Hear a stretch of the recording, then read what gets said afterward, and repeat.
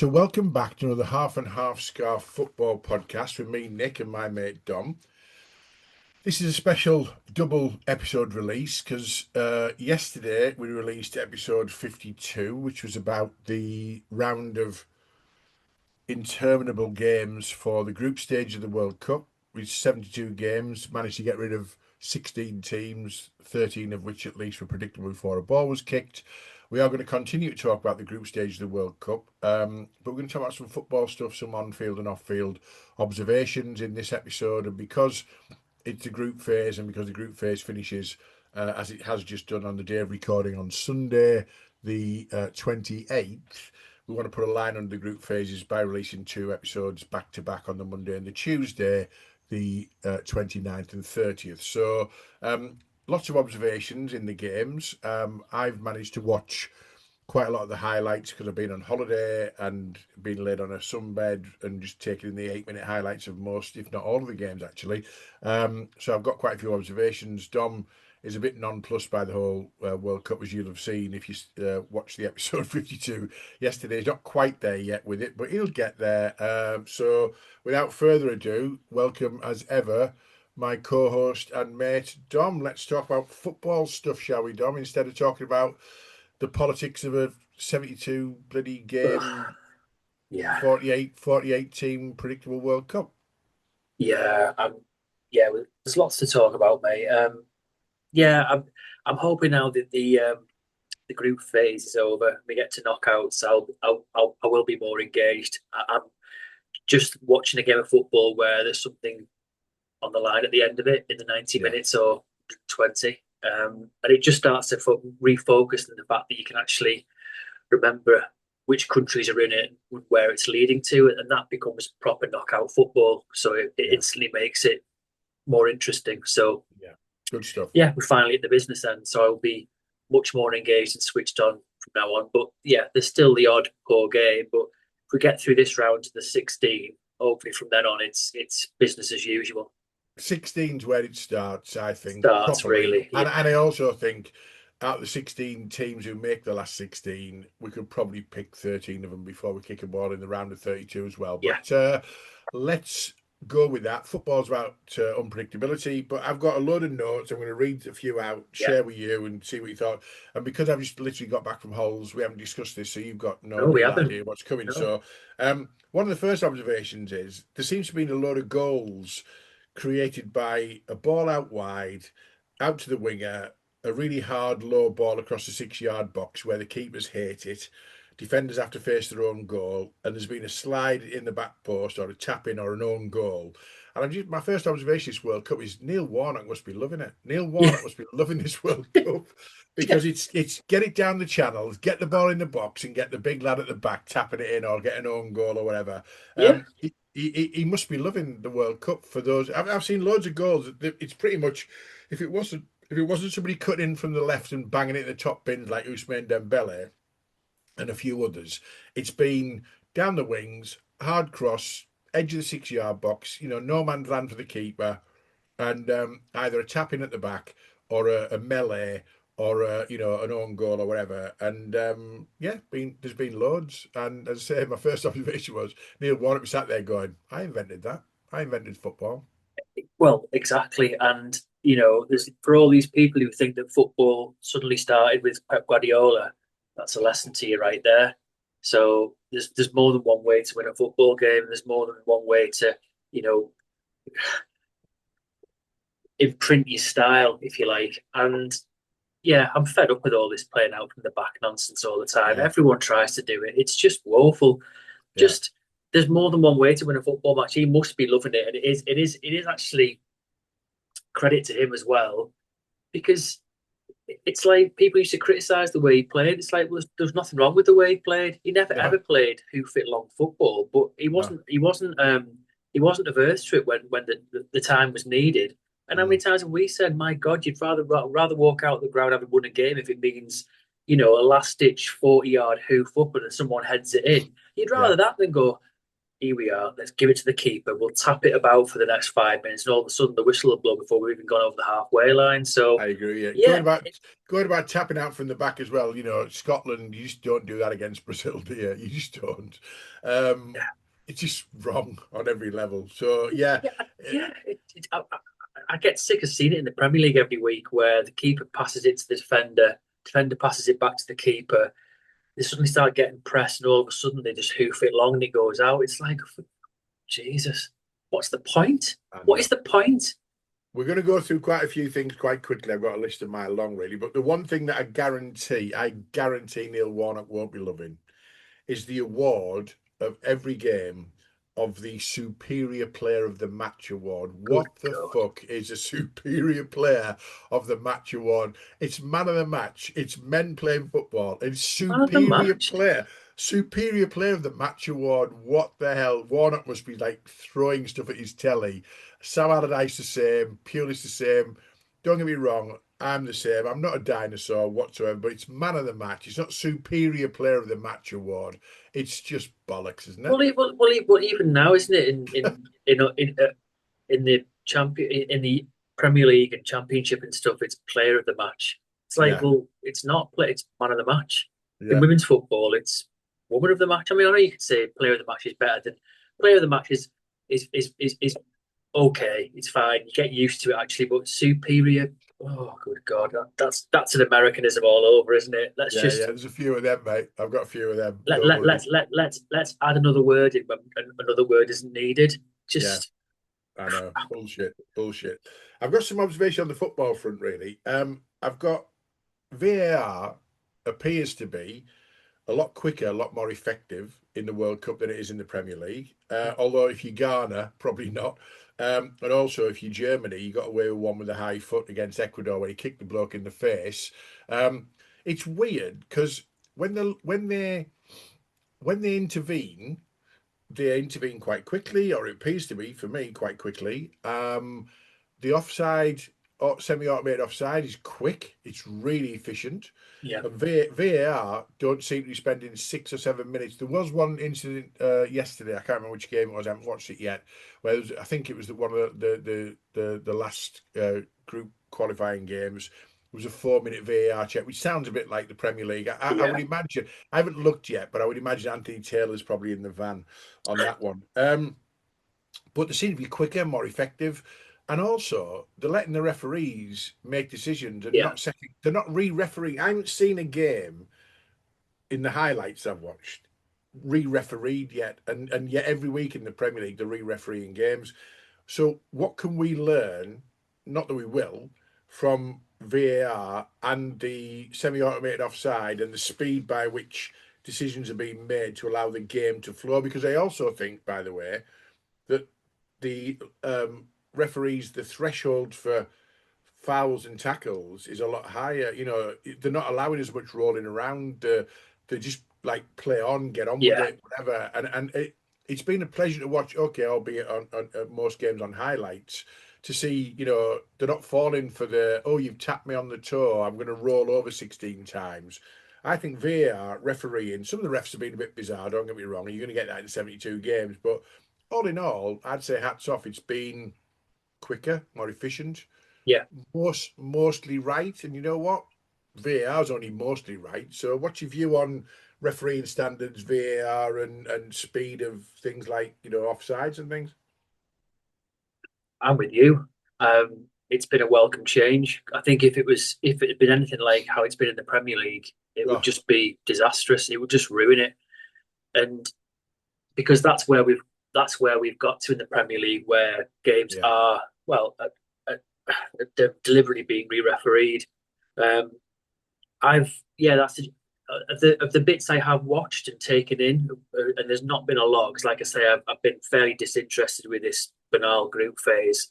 But what I have watched, I have been pleasantly surprised at, mm, just at the fact that um, referees as well have had a bit more gumption in just letting games flow. Not been yeah, stop start. They've not stopped and pulled up for everything and that's where I think it has been quite jarring for us because in the Premier League we're now used to seeing everything stopped for the nth degree. The yeah, slightest touch, and it's been nice to actually just see players lying there in the game going on, and they have to suddenly realise they've got to get up and get on with it, because it's just you're not gonna get it.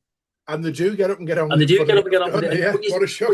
yeah, but that's the worst thing. In the Premier League, you see all this drama, and then when they, on the odd occasion they don't get it, they suddenly realise they have to get up, and you see them sprinting after the ball. It's like, oh, so there really Yeah, wasn't anything wrong with you, was there? no.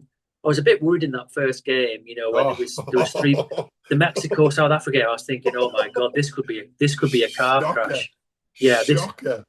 because I thought the Mexican guy sending off was really harsh, and I just Yeah. thought, oh God, this could be terrible. This could be really, it could be carnage, but it's I also thought the second sending off for the other team was harsh as well. slightly He was, harsh as well. yeah, Yeah, yeah, um, I was worried at that point. I was thinking this could just decimate every single game. And I don't think that referee was particularly good, to be honest. And there has been no, some odd ones, but generally I've been surprised at how smooth it has been. And I think it just, for me, we've discussed this, and I think this is the general consensus with VAR.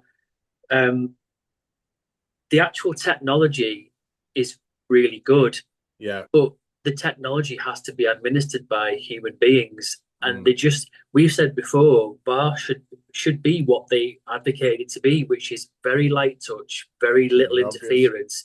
It should be clear and obvious, and it should be a case of saying, actually, and it should also, I've always said before, this, it shouldn't be a case of, well, we can't interfere because the referee hasn't, it's hasn't got involved, etc. They should be there to just suddenly pipe up and say, you've missed a really bad one there. That Yeah, really needs correcting. Other than that, I don't think no one's going to be bothered about a toenail being offside, or a shoulder blade or something like mm. that. People want the game to flow. They want it to feel normal. They want it to feel like it's actually being played by two teams and not being steered and dictated to by people, over analysing everything. And thankfully, that's how it's felt this World Cup. So whether anyone's I'll tell you what else I've been impressed with. Sorry to cut across there, mate. The game's flowing because they're not stopping for every niggling foul, as you said there, but linesmen are making actual calls. Because every yeah, time we watch, we sit next to each other at football, and you come in the middle of it, don't we? And we look at the lino, and the lino never puts the flag up until the referee's made a decision. And then they put no, the flag up and confirm what the referee said. I think in this World Cup, the linos have made, oh, sorry, what they're called, the I don't know what you call lines people, yeah, linos. They've put the flags up quite early. They've made quick calls. They've instructed the throw-in rule for yeah, 5 seconds for a throw-in. That's yeah, speeded the game up. But I've got an observation. If the game is played like it's being played in the World Cup when the Premier League resumes in August, I think Arsenal are going to finish about 12th because there's been no grappling at yeah. corners, and it's been an absolute bloody pleasure It has, to yeah, it watch has, that. And yeah. Arsenal, I think you have to find a new modus operandi, I'm afraid, because if grappling at corners has been outlawed, there's Well, and it's 50% interesting of your because, game in it. yeah, by the end of last season, the powers that be were saying that we're going to start clamping down it because it was getting ridiculous. I mean, all the nonsense. I mean, the amount of ridiculous, inconsistent penalties that were given last season. Grappling from corners. Yeah, Grappling when they were suddenly saying, well, they were interfering with play when it was literally like an NFL match or a yeah, UFC match in there. You know, so many inconsistent decisions of balls that are literally smashed at a player, it hits their arm, and it's like, oh, penalty, really?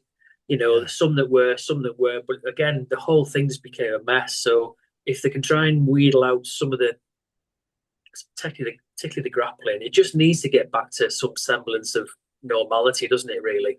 There's obviously been a dictation from FIFA to say that we're not going to accept grappling at corners because the games I've watched, and there's been lots of goals scored, but and there's been lots of goals scored from set pieces, but there hasn't been any of that like it's literally like we're not allowed to stand within 6 inches of somebody else. I've not seen, I don't think that I can recall a grappling incident like the West Ham Yeah, Arsenal kind of yeah, stupidity and stuff like. yeah, I've not seen any of that, and the game's better for it. And I think if they, my worry I've got for the Premier League is we when we brought VAR in, VAR was working quite perfectly well in Germany. So we brought our own version of it, which is shitter than the one in Germany. Yeah. I just think we'll look at this World Cup and go, oh, that's gone really well.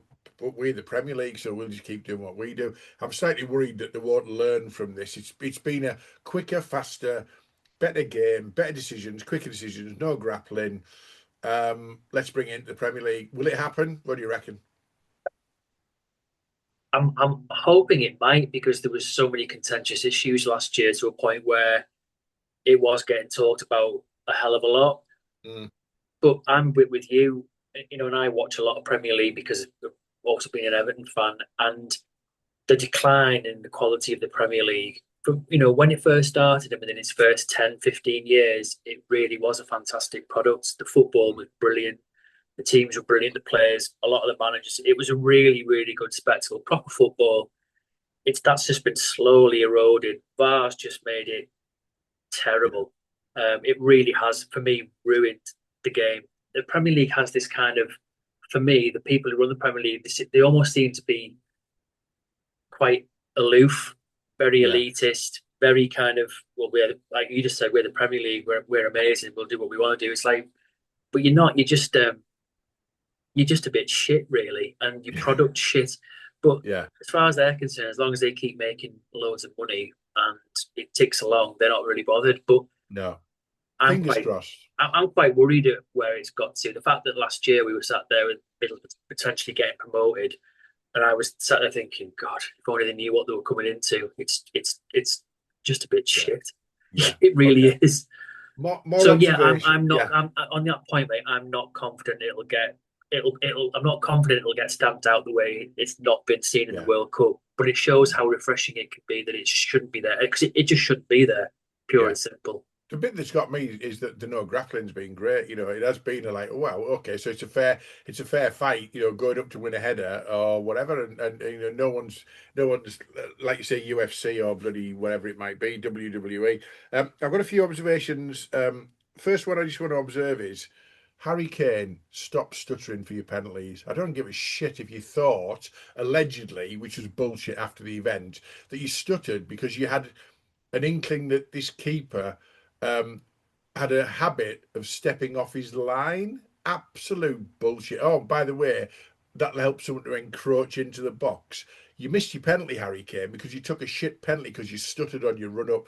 Harry Kane, you take a penalty, run up, put your foot through it, put it in the bottom corner, in the side net, like you always do, like you did for the second goal. Stop running up and stuttering. I've seen two stuttering penalties missed in this World Cup. One by Kane, we got a rerun, and another by somebody else. I thought to me, that's because you stuttered on the way up. Stop fucking stuttering And on yeah, your yeah, penalties.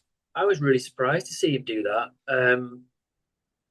It was an odd one. I mean, I agree with you. I'm not fully buying that argument because it happened. Everything happened so fast. I'm not really sure unless he did have an inkling because it was funny. He did kind of as soon as he'd taken it, he did kind of gesture about the keeper, and I did find it unusual because as soon as he stuttered, it was also a really poor pen, and you knew he was going to miss it. Yeah, Um, and he's never done that. He always runs up and puts his foot. That is what I really like about the fact that he yeah, takes a really good pen. And his second one was on the money. So yeah, I'm with you there completely. And yeah, hopefully that's a lesson for him to say, well, I don't do stuttering penalties, yeah. and long may that continue because yeah, that wasn't a very good advert. All, I all you got. just hate a stuttering pen though. You know me. I think We, I'm a big advocate that the rules should be changed. That the ball should be dead on the spot like it is. And I think once you start making your run up, you can't. yeah, You just have to literally put your none of smooth. this jiggery pokery, ridiculous slowness stopping. I know they say you can't stop, but some that Do stop. for me, I look at something and think you have stopped. You've literally stopped and then started again. There's no free Yeah, motion. no, I Just agree with you. it should be how And it and I used to be. hate just look at Gabriel in the Champions League final and look at whoever took the one before. The stuttering penalties have got a less chance of success. So when we are now at the business end of the World Cup, not really, it's 32 round, but it could go to Yeah, penalties or it could be a penalty in the game. Harry Kane or anybody else, if you stutter and you miss, you deserve it because it's a shit way of taking a yeah, penalty, in my yeah, view. yeah. Right. Tell me you're not a football fan.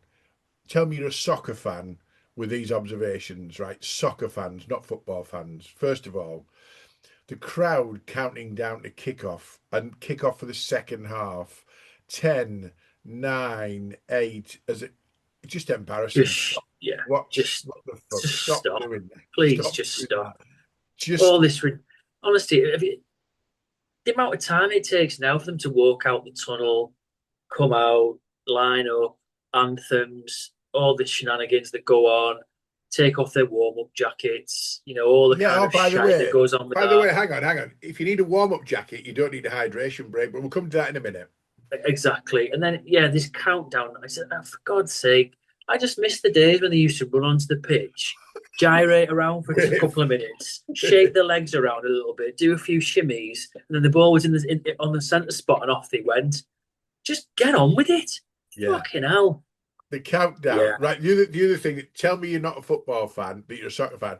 USA, USA. Have you got nothing else? Is that your only chant? USA, USA. Right? It is yeah, embarrassing. It's pathetic.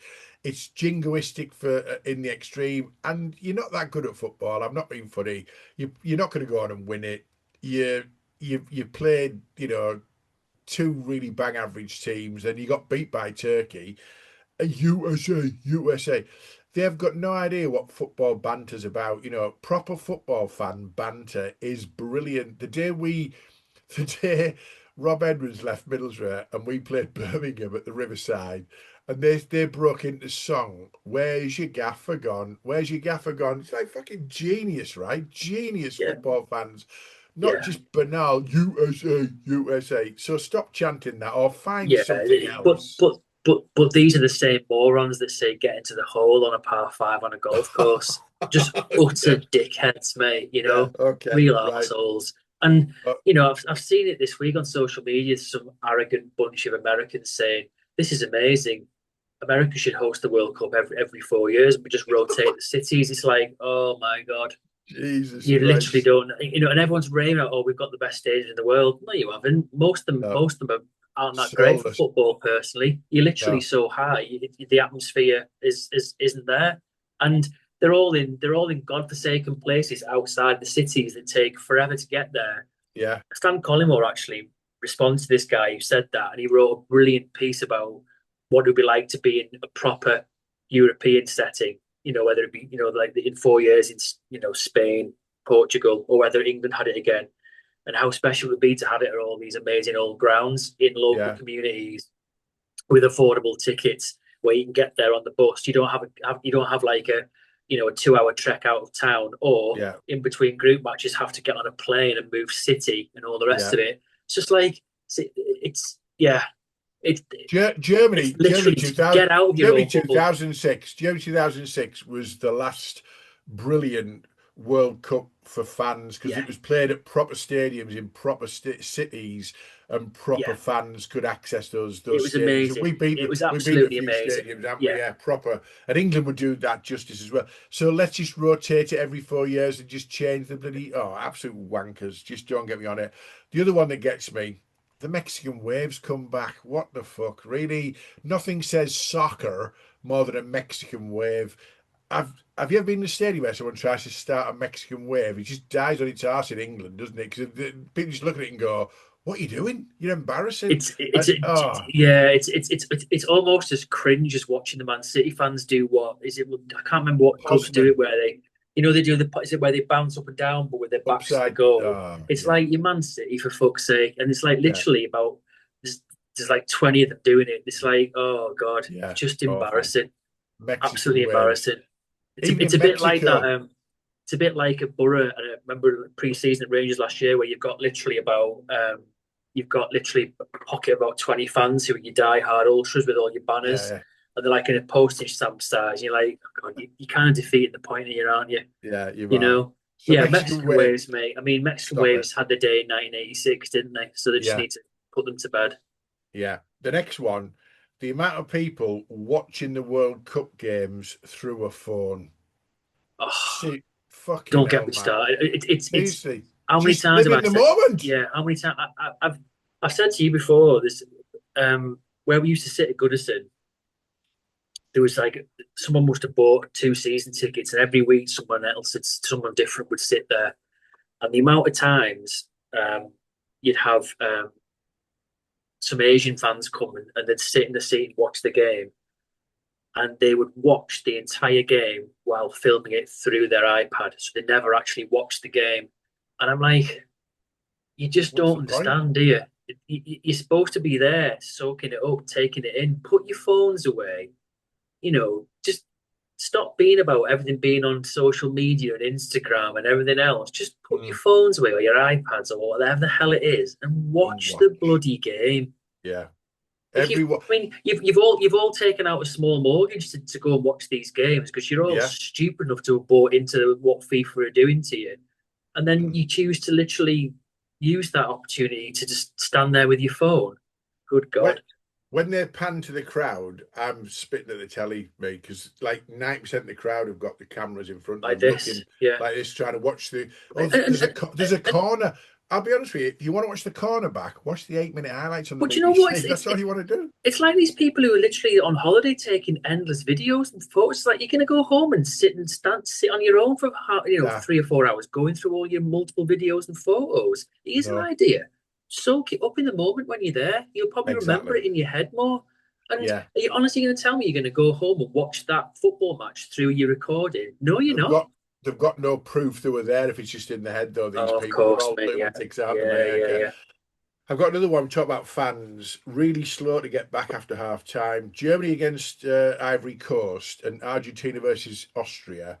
60 minutes before the corporate big white seats in both Yeah. stadiums were anywhere near full, and that's also in the main concourse, the main sort of seated areas. They don't care. The more bother, hang on, I'll go and get a massive hot dog, or I'll eat a burger the size of my head, or get a drink or whatever it might be, and I'll queue up for hours. And I'm actually here for the day, and I'm here for a day out. I'm not here for the football. They're just they're just not proper football fans. I These just people. I hate it. I hate how corporate's taking over football. Yeah, I've always hated it. I know there's a lot of people say, well, corporate's great because what they should do is, corporate, they don't care how much they spend on things. So if you focus on high end stuff for them, then all your average fans can get cheaper tickets, but and they don't. everything should be cheaper for them, and cheaper season tickets and cheaper match tickets. Well, the game's changing. That's not what's happening. Everyone's getting ripped off and fleeced left, right, and centre. Yeah, But I've said to you before, I think that has a big impact on games. I hate it at the new stadium at Everton, where the whole of the West Stand, apart from the two corner bits as you're going around the corner, the yeah, main big chunk of it where the tunnel is, that's all corporate from pitch side right up to the top. So wow. most of that stand is corporate, and start of the second half, it's the same thing. They don't even start. Half of them don't start rocking out until 55 minutes into the That was second half. 55, All because 55, they've 60 spent, minutes. yeah, Yeah. all because they've spent thousands and thousands on these tickets. So they've got to make sure they trough themselves stupid at half time. Hang on, what did they buy the tickets for? They didn't buy the tickets for a restaurant. They bought the tickets for a football Well, match. that's what you think, mate. Watch the Yeah, that's football. yeah. I mean, and this is what I hate about where they get. And we're going slightly off piece, but it's a really pertinent point because it really highlights again to me that corporate's just taking over everything.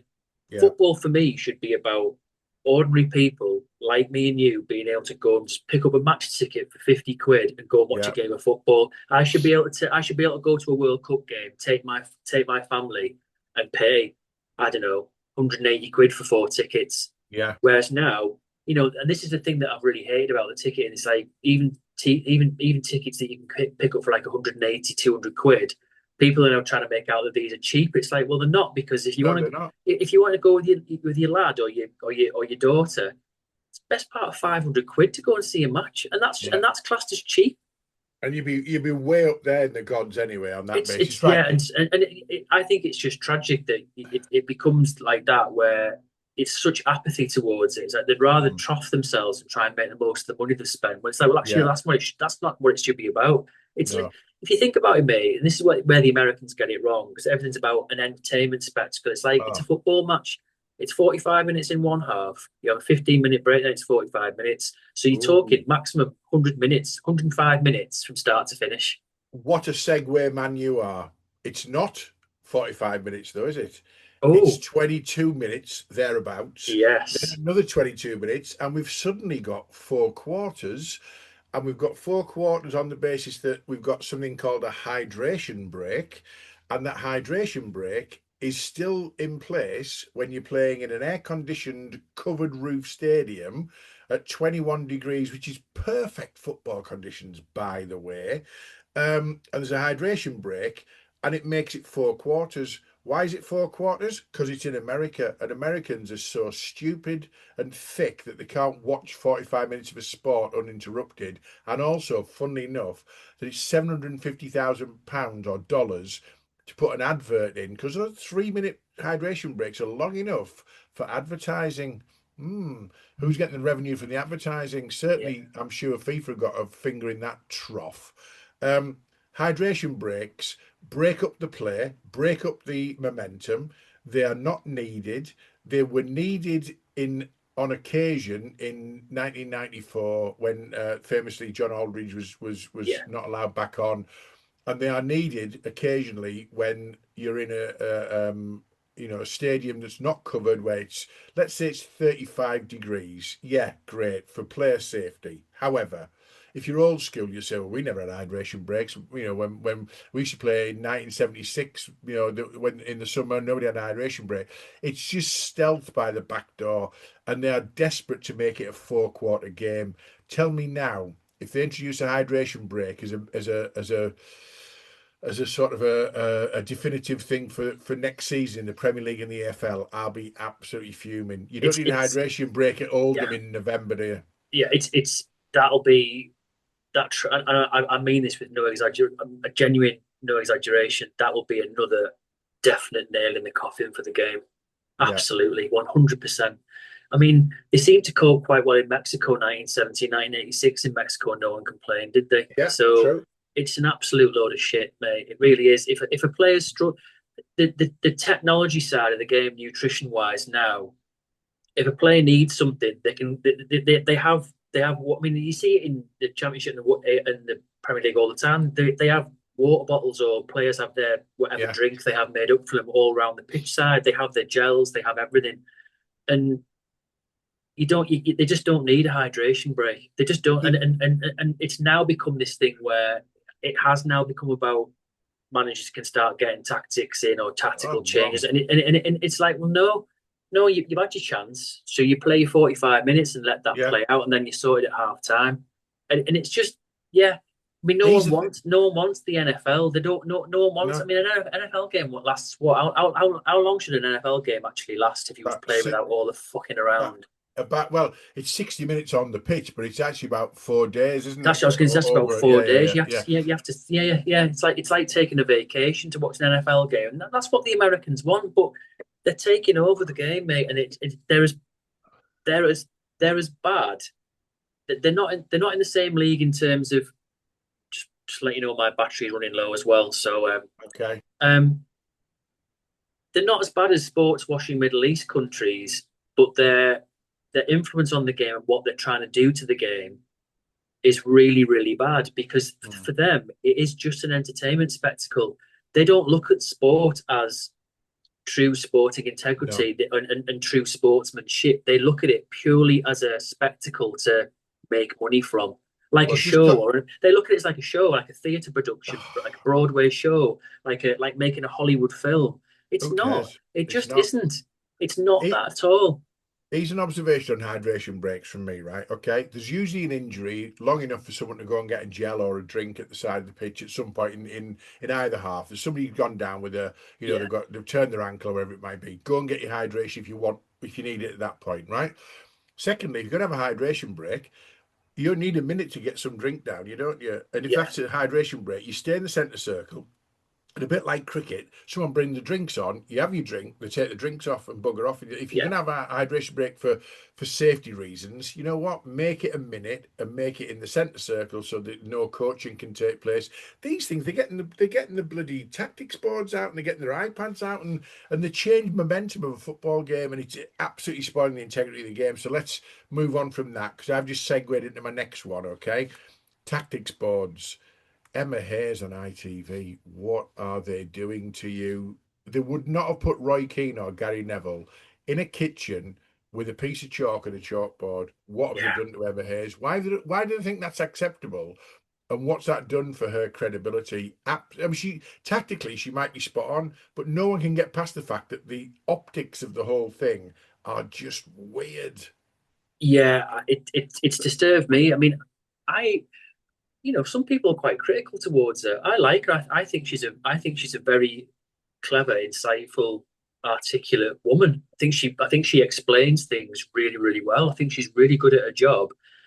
I'm more staggered that she's allowed herself to be in that position. I thought she'd have been the first person to turn around and say, "I'm not doing that. Oh, You yeah, can fuck right off. I'm not yeah, doing that." And you're absolutely right. You wouldn't. It is almost like we'll put Emma Hayes in the kitchen. She can just yeah. draw on a chalkboard. It just the whole thing just looks terrible as well. It looks Stop. all Yeah, wrong, and I'm almost like, you know, they're almost trying to like strip back the thing where they do the thing where you got Jamie Carragher on Sky with his pens and his dib dabs all over the bloody yeah, screen. yeah. So I was like, let's take it back to a simple chalkboard method, and you might be able to see the visuality of it a bit more. I kind of get that to a degree, but do we really need that? I don't really think we do. Again, it's just this overkill of okay, let's so now we've got the hydration. Let's cut back to the studio and get some analysis. Do you know what? Let's Let's just not. not at all, Here's please. the thing. I think it's set women's football back 10 years for me. I think it's just her credibility is shot to bits because of she's allowed herself to be put in a kitchen with a chalkboard from Yeah, 1974. Really, really. Anyway, I want to move on because I'm conscious of your battery power, as it were. Now, Donald Trump has been nowhere near this World Cup, and there's a reason he's been nowhere near the World Cup, and the reason is this: every English speaking nation has got a chant about Donald Trump. Okay. My favourite one, Aussie fans are on a bender, Donald Trump's a sex offender. And there's also one about he's in the Epstein files that the English fans sing. And apparently, he is absolutely is furious. he? He's furious that he is being made out by thousands, and I mean thousands of English speaking. The New Zealanders, the Aussies, the English, the Scots all had songs about Donald Trump. They were all, you can imagine, I love sex it. offender, Epstein files. And there's such an argument that says that he would have been all over this World Cup, right? He'd have been next to Infantino at various matches, and he's not been anywhere near it. He's not been to a game yet. And the argument is, if there's an English-speaking nation gets to the final, he might not even go to the final to present Good. the trophy. Hang on, that's good, but what is to stop us teaching the Spanish, the Portuguese, the French the same songs, Yeah. but teach them in English? Because if it's pissing him off, it is brilliant in my book. Aussie fans are on a bender. Donald Trump's a sex offender, sung by thousands of people in a stadium. It's like he got booed when he was at the New York Knicks game. He couldn't avoid hearing the boos, but apparently he said it sounded like cheers to me. The guy's absolutely mental. But if he's got thousands of fans singing about the Epstein files or being a sex offender, he's apparently he's apoplectic with his White That's House team. and that just speaks volumes of how vain the guy is. Oh, I mean, he's. I mean, it's as clear as day. He's so about himself. He always has yeah, been. He yeah, doesn't give a rat's ass about anyone but himself.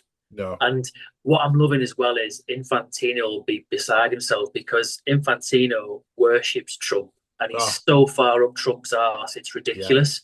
He'll be Mm, crying himself to sleep because Infantino has literally bought into the American model of doing everything. He thinks it's amazing, and this is why yeah, he's literally ruining football. yeah. And I think it's hilarious that he won't get his wish to be next to his best buddy Donald, giving the trophy out at the end. I mean, he might end up giving the trophy out at the end, but my argument is, can we not teach whoever's in the final Oh, the I hope we entire do, the mate. I entire hope we repertoire, the do. entire repertoire? If England are in the final, he won't go because No, England fans will give it large one. They'll properly give it, big uns when it comes to singing about Donald Trump and all Epstein files and sex offender. I just the observation for me was I've just got the idea of this orange little man child, kicking off in his office and getting his staff to say, "Stop them singing about me." How can you stop football fans Exactly. who've got Exactly. proper song, not just USA, USA. We've got proper songs, and they're usually quite close to the next to the Yeah, of knuckle, course aren't they they? are.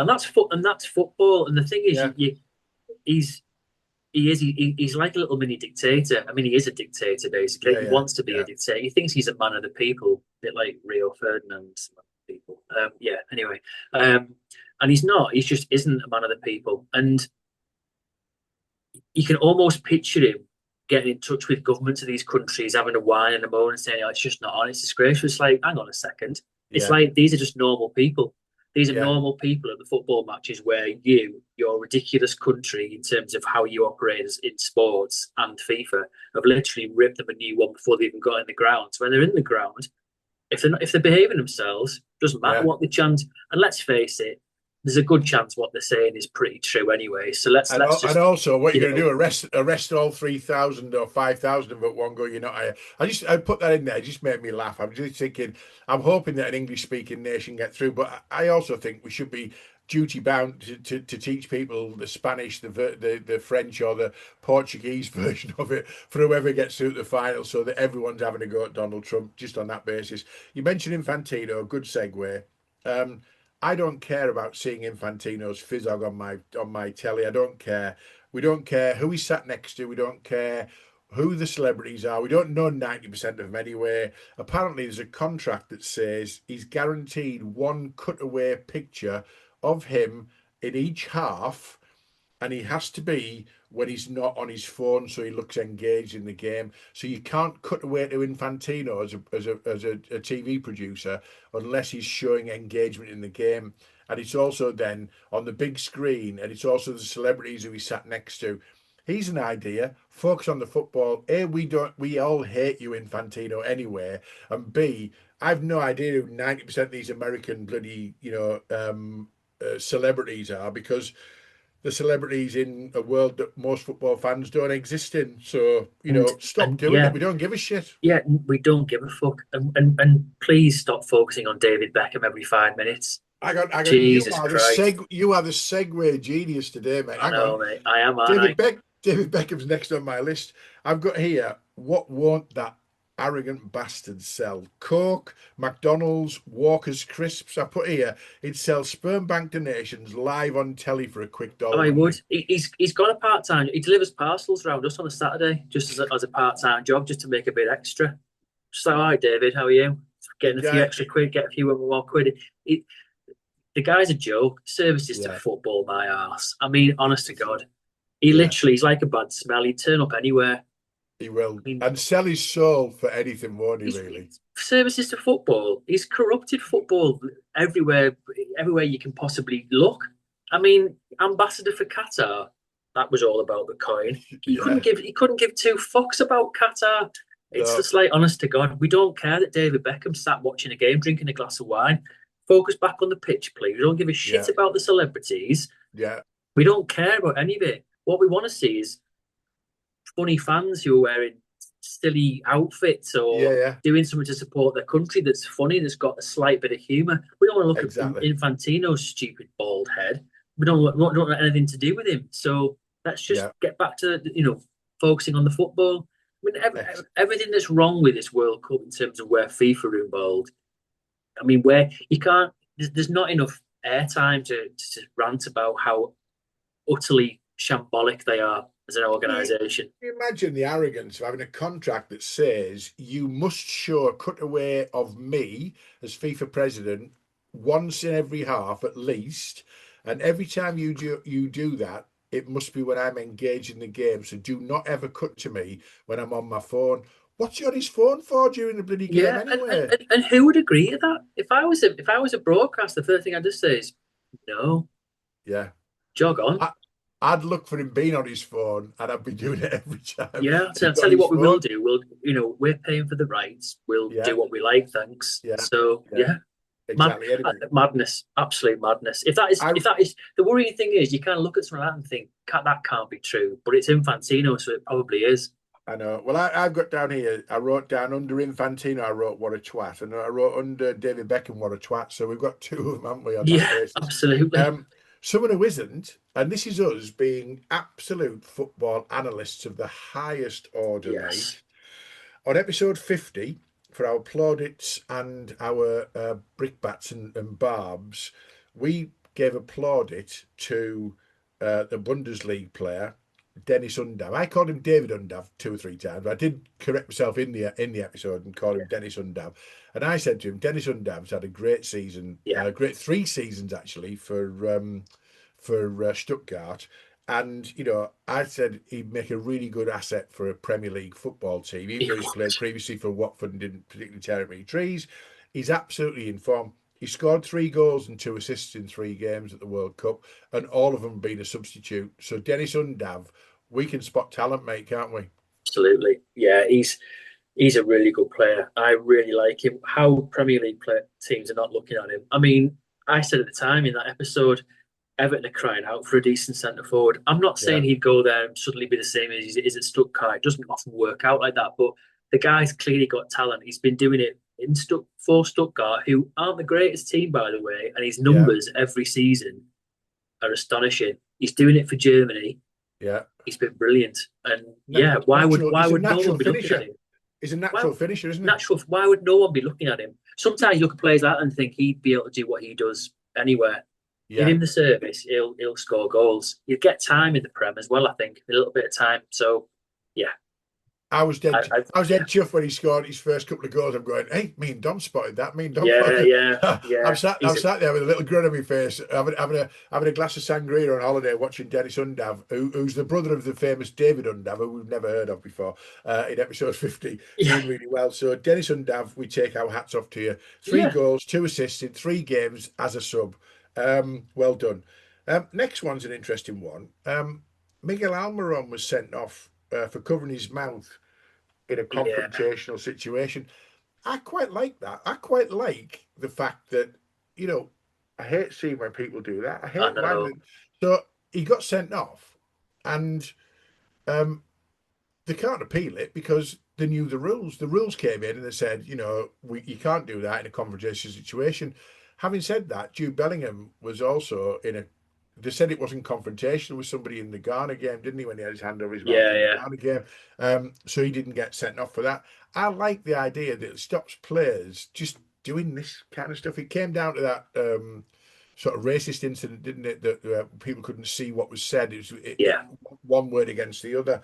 Um, so when it happened, I'm sort of watching the highlights going, and I didn't know I hadn't seen I hadn't seen anything in the media about it. So I was watching the highlights sort of blind, and Almiron, gets sent off for having his hand over his mouth in a confrontation situation.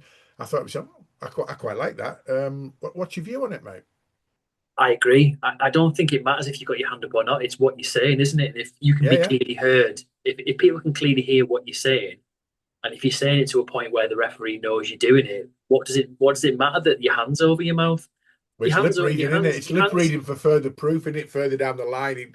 It comes down to when someone so there was a guy who was appealing saying I didn't say anything and nobody could prove it because he had his hand over his mouth, but a lip reader can read what you're saying, so that's why they don't want them covering, you see. Yeah, but I just, yeah, that's why they do it because they're Yeah, trying to, But it's like, well, you're saying it. The fact that you're saying it is the issue. yeah, The yeah, fact that no exactly. one can see you or you think you can get away with it. If you're heard saying it, I completely agree with it. Yeah, I quite So liked yeah, it. I quite liked it. I did. Yeah, A couple of other things we finish on. One is, did you know this, by the way? How many Real Madrid players are in the Spain squad? none. None. Did you know that before Yeah, I did. yeah. Yeah, I did. I I just did. thought I thought it I was thought I was a hilarious as genius. well. I was a genius for finding it out. But no Real Madrid players in the Spain squad. That must be a first in history, mustn't it? Oh, it's got to be. I thought it was hilarious because it just shows it just shows the depths that Real Madrid have sank to, really, that Yeah, they don't care about anything but themselves. They don't yeah, care about, nurturing players through from Spain to be, to represent their country. They don't give a shit about stuff like that. They only care about themselves and they yeah. always have. So that is, I think it's just another nail in the coffin of I mean, honestly, Real Madrid, God, Made me it's laugh. Made me laugh. And I knew when I spotted that stat. my first thought was, if Dom knows about this, you'll be having a little smirk to yourself because you and I have got no love for them, have we at all? No, I did. I randomly came across it just pre-World Cup. Someone referenced it when we were talking about, countries and how they're expected to do in the World Cup. They were talking about Spain. It just popped up, and I was like, "My God, there's a start." I didn't actually know it, but when I read it, I was like, "I'm actually not surprised at that at Yeah. all." But Because that's a 20, that's a 23-man squad though, mate. I know, I know 23-man squad and not one from Real Madrid. That must be the most bizarre it and is. unexpected stat in world football history. Surely, it's a bit like Liverpool in their prime in the 80s or whatever, saying that none of them play for England, none of them play for Scotland. Really? I know, I know. Wow. But the more I look at it, though, I'm not surprised because they only ever buy. They mostly buy players, and all they Foreign, want is foreign Galacticos. yeah, all they want is a team that they think are going to dominate their league, which hasn't Yeah. worked for them very well the last few years at No. all. And I don't have any sympathy for them. I mean, the way they've acted in Champions League and competitions over the last few years, it's been appalling, like Yeah, yeah. whining babies. But but yeah, I come back to they don't care about that. Yeah, you fish And, me in, you fish me in. and Yeah, for those who are watching on YouTube, enjoy. If you're not watching it, I'm just doing the fishing motions. As yeah. soon as I mention Real Madrid to Dom, seriously, you have to put a parental I have no guidance on love this for them usually. all. But It's a no, bit no, I like know it's you a bit don't. like it's a bit like Barca doing all those, those all that gamesmanship and stuff about trying to. They want Alvarez, don't they, from Atletico? Yeah, yeah, And now he's come out and said he wants to leave because he wants to join the club of his dreams. It's like, oh yeah. God, here They we weren't the club of go. his, they weren't the club of his dreams when he went to Atletico. Well, anyway, two more final things, both about fans, right? Okay. I mentioned it last time. Just want to say hats off to the Tartan Army.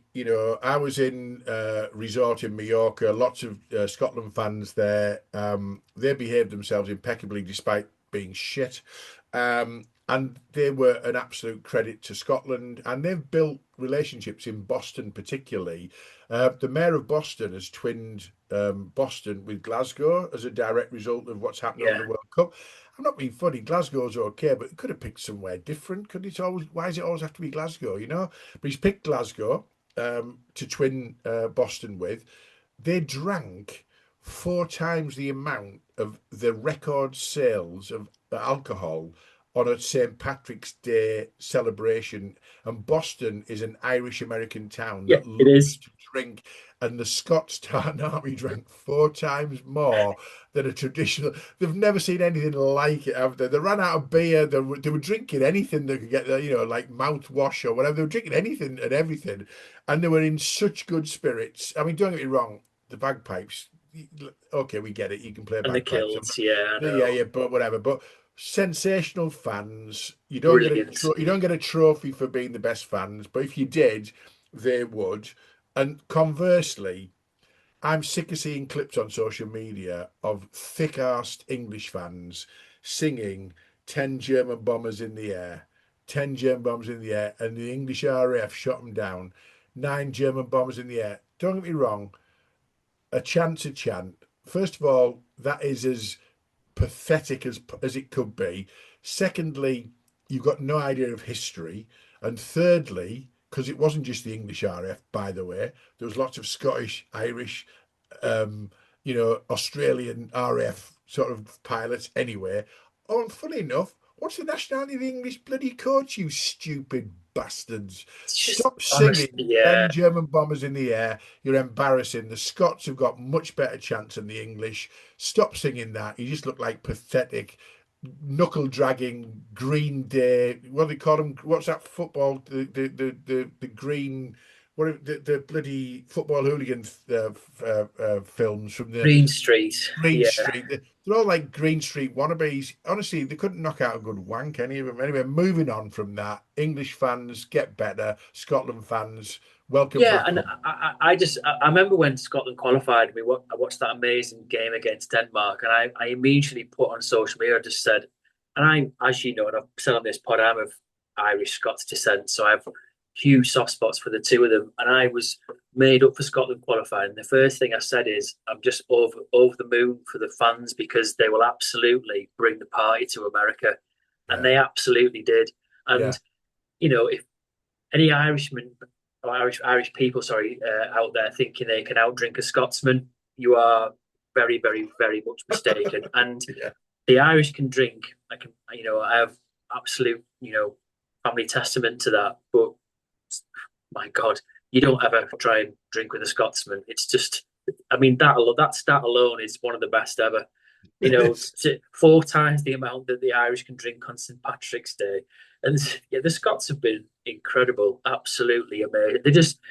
They are the epitome of we're just going to come out here and enjoy ourselves regardless of what happens and make the most of the occasion. And I'm sure that most of them have literally, sold everything to be there and just yeah. and have an amazing time in America. But yeah, the English chant, similar to what me and you've commented before, mate, on the pod about some of the disgusting chants you hear in football in just Championship and Premier League Yeah. of chants that should have been put to bed a long, long, long, long time ago. It's always really refreshing when you hear countries chants or clubs chants that are all about their club and have Yeah. humour and attached to them rather than just these nasty, inappropriate, outdated, Yeah. quite frankly, appalling chants that are still doing the rounds after all these years. And anyone getting caught up in that, I hope you caught on video doing it, so then someone can show you, and you can look at yourself being an absolute weapon, and Yeah.